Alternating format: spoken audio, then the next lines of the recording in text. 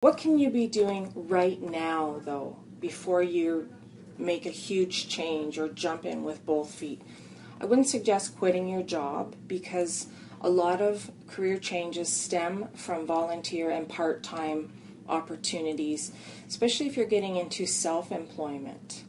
And I know that a couple of you had questions about self-employment. That's something that can usually start from doing something as a part-time business. But what you can do otherwise, if you want to start using the skills you have, learning new skills, and actually practicing doing what it is you want to be doing longer term on a larger scale, volunteer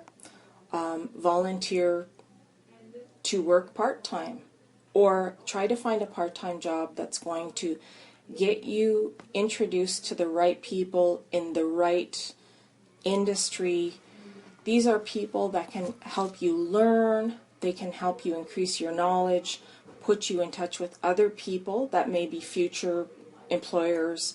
You can find mentors from doing this, build your skills, build your network, and of course gain references who can vouch for the fact that yes, you do have these skills, you do have what it takes to do the job that you're transitioning into. Look also at local employment services. It's a real struggle, and I see this with newcomer Canadians or people who've immigrated to Canada. Internationally trained professionals, they are struggling to get themselves into a position.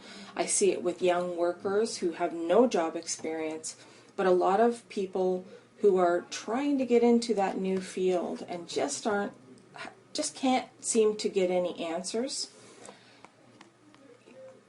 A local employment service, like where I work at the YMCA, many of them have employment services. Many of them offer different programs. We have funding through our provincial government, and you will find that there are state funding employment programs, federal funded employment programs, depending on where you live.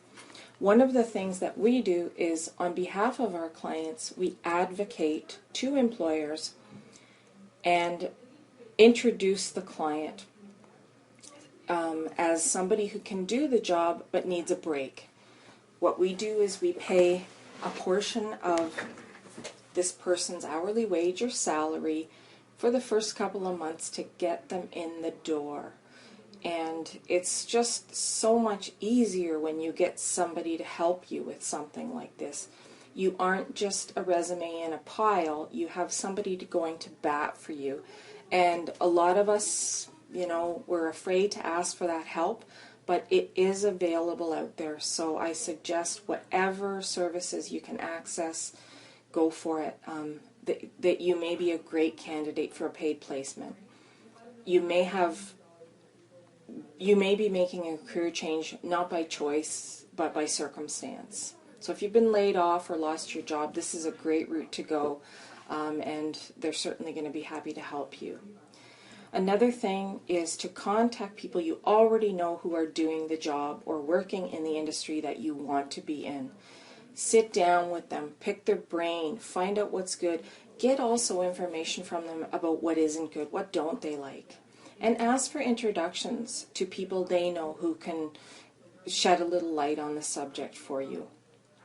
An excellent tool, and I hope that most of you have a profile posted, is LinkedIn.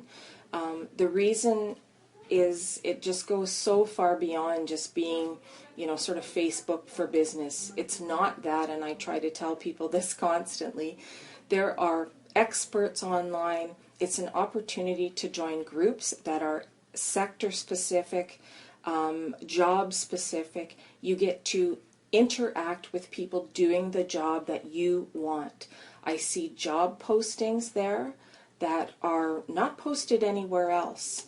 You can join the groups for free.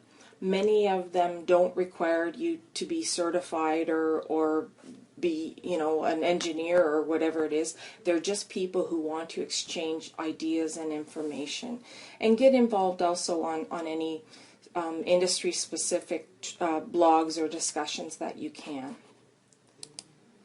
It's all about meeting the people.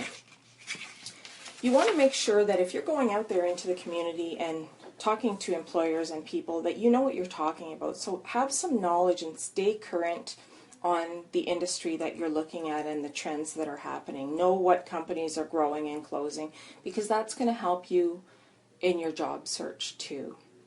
Attend trade shows that are specific to what you're looking at.